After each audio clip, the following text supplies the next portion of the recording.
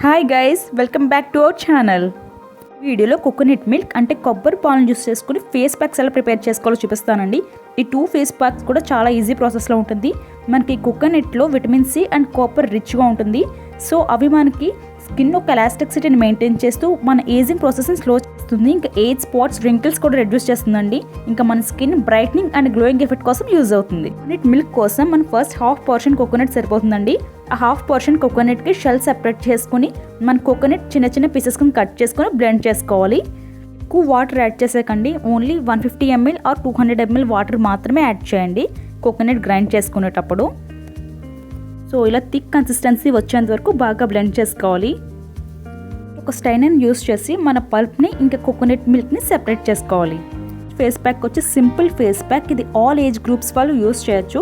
Even ఇది babies కూడా వాడచ్చండి. Babies కూడా కలర్స్ చేంజ్ అయిపోతారు కదా, వాళ్ళ ఒరిజినల్ కలర్ రిటైన్ అవ్వడానికి, ఇంకా వాళ్ళ స్కిన్లో ఒక గ్లోయింగ్ అండ్ బ్రైట్నింగ్ ఎఫెక్ట్కి రావడానికి ఇది బాగా యూజ్ అవుతుంది.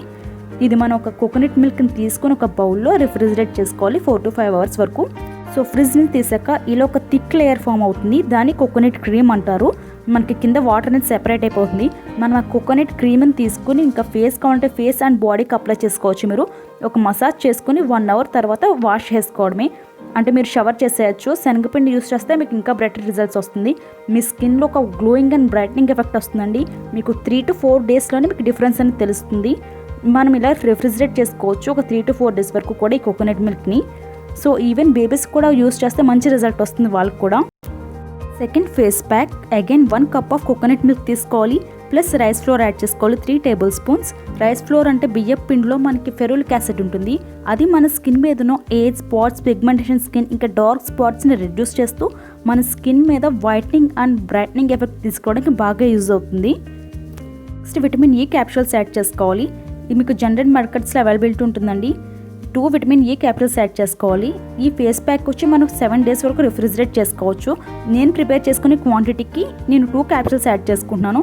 మీరు 2 to 3 days వరకు ప్రిపేర్ చేసుకునే క్వాంటిటీకి అయితే 1 క్యాప్సూల్ మాత్రమే యాడ్ చేసుకోండి. విటమిన్ ఈ వచ్చి ఆయిల్ కన్సిస్టెన్సీలో ఉంటుంది. అది మనకి మిక్స్ అవ్వదండి. సో మీరు ఏం చేస్తారంటే ఒక హ్యాండ్ బ్లెండర్ కానీ లేదంటే ఒకసారి మిక్సర్లో కానీ పెట్టేసి మళ్ళీ ఒకసారి బ్లెండ్ చేసుకోండి. మనకి ఫేస్ ప్యాక్ ఇలా క్రీమీ కన్సిస్టెన్సీలో వచ్చేస్తుంది. దీన్ని మనం పల్చగా ప్రిపేర్ చేసుకుంటామండి. ఎందుకంటే ఫ్రిడ్జ్లో పెట్టిన తర్వాత ఇది ఎలాగో థిక్గా అయిపోతుంది కన్సిస్టెన్సీ అనేది. సో మీరు 7 days వరకు కూడా రిఫ్రిజిరేట్ చేసుకోవచ్చు. ఇంకా దీన్ని మీరు ఫేస్ ప్యాక్ యూస్ చేసుకోవడమే. మీరు ఫేస్ వాష్ చేసుకున్న తర్వాత ఒక థిక్ లేయర్ అప్లై చేసుకుని 15 to 20 minutes వెయిట్ చేసి వాష్ చేసుకోండి. మీ స్కిన్ మీద ఆటోమేటిక్గా ఒక గ్లోయింగ్ ఎఫెక్ట్ వస్తుంది. మీకు 2 to 3 timesకి మీకు రిజల్ట్ అనేది తెలుస్తుందండి. మీ స్కిన్ మీద ఒక గ్లోయింగ్ అండ్ బ్రైట్నింగ్ ఎఫెక్ట్ వస్తుంది. సో ఇది కంపల్సరీ ఒకసారి ట్రై చేసి చూడండి. ఈవెన్ మీకు బేబీస్కి అయితే కనుక ఫస్ట్ ప్యాక్ మాత్రమే యూస్ చేయండి. If you want to see more videos like this, please do like and subscribe to my channel. Thank you.